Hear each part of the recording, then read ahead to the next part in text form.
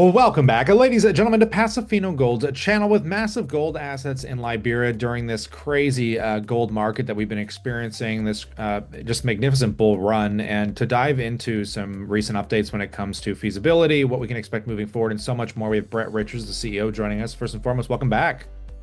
Kyle, thanks for having me on. Always a pleasure getting you back on. And I want to dive into this because you did announce that you completed the phase one update to that 2022 feasibility of the Dugbe Gold Project there. Maybe break this project down a bit for us for newer audiences and then tell us what this feasibility update is. Yeah, for sure. So the Dugbe Gold Project in Liberia has an aggregate 3.9 million ounce resource. Now, 2.7 million ounces of that goes into the project, and there is a project feasibility study that was done in 2022.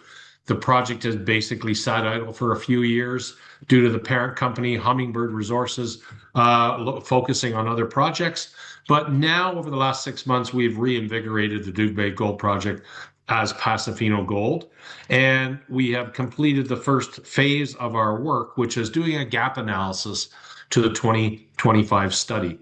And there's various components of that. But let's remember, back 3 years ago, it was post-COVID, costs were very high, and the gold price environment was circa $1,900, $2,000.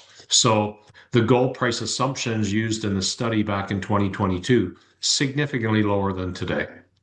Yeah, and just kind of taking a look at moving forward here, I wouldn't mind if you could break down what investors should be focused on, what milestones are coming up past this point, maybe give us a broad view. For sure. So the gap analysis tells us a number of things. That first of all, no fatal flaws in the feasibility study, and you always have to check for these things.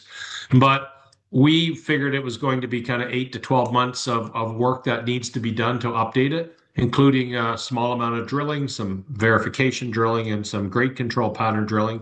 So we're going to be going through that, some metallurgical test work, some trade-off studies. I think what investors need to look for is our valuation today is $60 million. Our peer comps on a project of this size trade at 30, 40, and even 50 times what we are at today.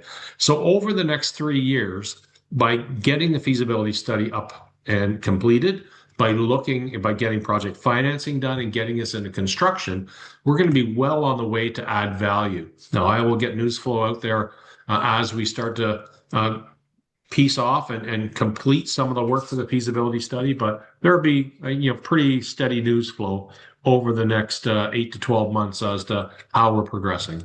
No, incredible. Lots to look forward to here as we pass it off to the viewers. As always, we'd love to know what you think. Consider subscribing for that news and catalyst as it comes down the wire. But on that, as always, we look forward to catching you in the next one.